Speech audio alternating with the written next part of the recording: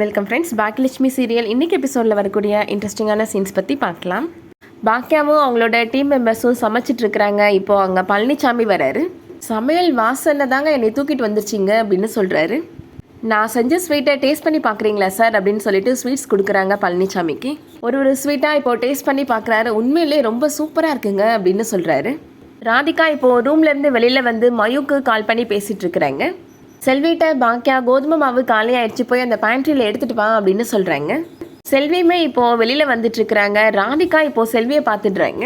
இவ எப்படி இங்கே வந்தா அப்படின்னு ரொம்ப ஷாக் ஆயிடுது. செல்வியுமே வேகமாக பாக்கியாட்ட போய் சொல்கிறாங்க, அந்த அம்மா இங்கே வந்துருச்சுக்கா அப்படின்னு சொல்கிறாங்க. யாரை பற்றிடி சொல்கிற நீனு அப்படின்னு கேட்குறாங்க பாக்கியா. அந்த ராதிகா தாங்க்கா, அது இங்கே வந்துருச்சுக்கா அப்படின்னு சொல்கிறாங்க செல்வி. கேன்டீனில் உன்னை சமைக்க விடாமல் எவ்வளோ தொல்லை கொடுக்கும், அதே மாதிரி இங்கேயும் உனக்கு தொல்லை கொடுக்க வந்துருச்சு போலக்கா அப்படின்னு சொல்கிறாங்க. அப்படிப்பட்ட கேரக்டர் அவங்க கிடையாது செல்வி அப்படின்னு சொல்கிறாங்க பாக்கியா. அவங்களுக்கு இங்கே ஏதாவது வேலையாக வந்திருப்பாங்க அப்படின்னு சொல்கிறாங்க. நம்ம இங்கே வந்திருக்கிற இதே தேதியில் இதே நேரத்தில் தான் அவங்களுக்கும் வேலை இருக்குமாக்கா அப்படின்னு கேட்குறாங்க செல்வி. யார் எதுக்கு வந்தால் நமக்கு என்னடி, நம்ம வேலையை நம்ம பார்ப்போம் அப்படின்னு பாக்கியா சொல்லிடுறாங்க.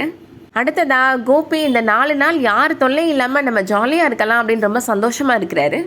ராதிகா இப்போ ரூமுக்கு வராங்க. ராதிகாட்ட உண்மையிலேயே நீ ரொம்ப அழகாக இருக்க ராதிகா அப்படின்னு சொல்லிட்டு இருக்கிறாரு கோபி. ராதிகா கோபப்படுறாங்க. என்னாச்சு ராதிகா அப்படின்னு கேட்குறாரு கோபி. என்ன அவளை பார்த்தேன் அப்படின்னு சொல்கிறாங்க ராதிகா. ஒருத்தி ரொம்ப ஓவராக பேசுவாளே அவளை தான் பார்த்தேன் அப்படின்னு சொல்கிறாங்க ராதிகா. என்னோட லைஃப்பில் எல்லாரும் ஓவராக தான் பேசுகிறாங்க, நீ யாரை பார்த்த ராதிகா அப்படின்னு கேட்குறாரு கோபி. அதான் உங்கள் வீட்டு வேலைக்காரி செல்வி இருக்கிறாள், அவளை நான் இங்கே பார்த்தேன் அப்படின்னு சொல்கிறாங்க ராதிகா. உண்மையாகவே நீ நல்லா கான்சென்ட்ரேட் பண்ணி பார்த்தியா, அவளை தான் பார்த்தியா அப்படின்னு கேட்குறாரு கோபி. ஆமாம் கோபி, நான் செல்வியை தான் பார்த்தேன் அப்படின்னு ராதிகா சொல்கிறாங்க. நம்மளை வேவு பார்க்கறதுக்காக தான் பாக்கியா இவளை இங்கே அனுப்பி வச்சிருக்காங்க போல அப்படின்னு ராதிகா சொல்கிறாங்க. ராதிகா இப்போ கோபமாக வெளியில் போயிடுறாங்க. கோபி யோசிச்சு பார்க்குறாரு, பழனிசாமியும் இங்கே இருக்கிறா, செல்வியும் இங்கே இருக்கிறா அப்படின்னு நினைக்கிறாரு. 2 பேருக்கும் பொதுவான லிங்க் யாரு, அந்த பாக்கியா தான். அப்போ அந்த இடியட்டும் இங்கே தான் இருக்கிறாளா அப்படின்னு சொல்லி ரொம்ப டென்ஷன் ஆகிடுறாரு. அடுத்ததா பாக்கியாவை பழனிசாமியோட ஃப்ரெண்டு சுதாகர் ரொம்ப பாராட்டி பேசிகிட்டு இருக்கிறாரு. உண்மையிலே உங்களோட சாப்பாடு ரொம்ப அருமையாக இருந்துச்சு மேடம் அப்படின்னு சொல்கிறாரு. நான்லாம் ஸ்வீட்ஸ்னால் 1-2 தான் சாப்பிடுவேன், அதுக்காக சுகர்னு நினச்சிக்காதீங்க, அதுக்கு மேலே சாப்பிட்டா திகட்டிடும். ஆனால் உங்கள் ஸ்வீட்டை திருப்பி திருப்பி சாப்பிடணும் போலே இருந்துச்சு அப்படின்னு சொல்கிறாரு. இதுவும் அந்த புலாவ் ரொம்ப அருமையாக இருந்துச்சு அப்படின்னு சொல்கிறாரு. இவனும் நம்மள மாதிரியே தான் ரொம்ப சாப்பாட்டு பிரியர் அப்படின்னு சொல்கிறாரு பழனிசாமி. நம்ம வாழ்கிறதே எதுக்குடா, நல்ல சாப்பாடு சாப்பிடணுன்றதுக்காக தானே அப்படின்னு சொல்கிறாரு அவரோட ஃப்ரெண்டு. சின்ன வயசில் நாங்கள் நல்ல சாப்பாடு சாப்பிட்றதுக்கே ரொம்ப கஷ்டப்பட்டிருக்கோம். காட்டுக்குள்ளே போய் ஏதோ ஒரு கீரையை பறிச்சுட்டு வருவோம், கீரை சாப்பாடு சாப்பாடு கீரை இதை தான் மாறி மாறி சாப்பிட்ருக்கோம் அப்படின்னு சொல்கிறாரு பழனிசாமியோட ஃப்ரெண்டு. இந்த சாப்பாடு மேலே ஒரு தனி மரியாதையே வந்துருச்சு அதனால அப்படின்னு சொல்கிறாரு. பாக்கியா சொல்கிறாங்க, நீங்கள் சாப்பாட்டை பற்றி இவ்வளோ பெருமையாக பேசுகிறத பார்க்குறப்ப ரொம்ப சந்தோஷமாக இருக்குது சார் அப்படின்னு சொல்கிறாங்க. சுதாகரோட ஃப்ரெண்டுமே இப்போ வராங்க. நாளைக்கு என்ன சமையல் பண்ணணுன்றதுக்கான லிஸ்ட் இதில் இருக்குது, ஒரு 400 பேருக்கு சமைக்கிற மாதிரி இருக்கும் அப்படின்னு சொல்கிறாங்க. உண்மையிலே சாப்பாடு நான் எப்படி இருக்கணும்னு எதிர்பார்த்தேனோ அதே மாதிரியே இருந்துச்சு அப்படின்னு சொல்லி பாராட்டுறாங்க பாக்கியாவை. பாக்கியாவும் அவங்களுக்கு கீழே வேலை பார்க்குற லேடிஸும் இப்போது சமையல் பண்ணிட்டு இருக்கிறாங்க. அங்கே இப்போ பழனிசாமி வராரு.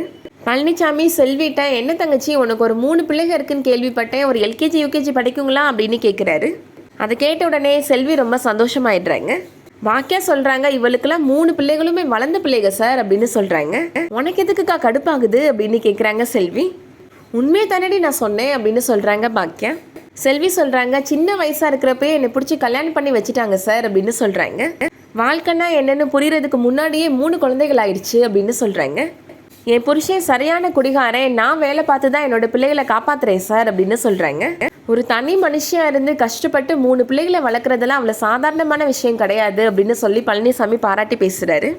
எங்கள் அப்பாவுமே நாங்கள் சின்ன வயசில் இருக்கிறப்ப இறந்து போயிட்டாரு, அதுக்கப்புறம் தனி மனுஷியாக இருந்து தான் எங்கள் அம்மா எங்களை கஷ்டப்பட்டு வளர்த்தாங்க அப்படின்னு சொல்கிறாரு. எங்கள் அம்மா பட்ட கஷ்டம் எனக்கு இன்ன வரைக்கும் ஞாபகத்தில் இருக்குது அப்படின்னு பழனிசாமி சொல்கிறாரு. எங்கள் அம்மாவை அதனால தான் நான் அந்தளவு நல்லா பார்த்துக்கிறேன் அப்படின்னு சொல்கிறாரு. நீயும் கவலைப்படாத தங்கச்சி, உன்னோட பிள்ளைகளும் வளர்ந்து உன்னை ராசாத்தி மாதிரி வச்சு பார்த்துப்பாங்க அப்படின்னு சொல்கிறாரு. அதை கேட்ட உடனே செல்வி ரொம்ப சந்தோஷப்படுறாங்க. அதோட இன்னைக்கான எபிசோட் முடியுது. இந்த வீடியோ பிடிச்சிருந்துச்சுன்னா லைக் பண்ணிக்கோங்க. டெய்லி டிவிக்கு முன்னாடியே சீரியல் பற்றி தெரிஞ்சுக்கணுன்னா நம்ம சேனலை சப்ஸ்கிரைப் பண்ணிக்கோங்க. தேங்க்ஸ் ஃபார் வாட்சிங்.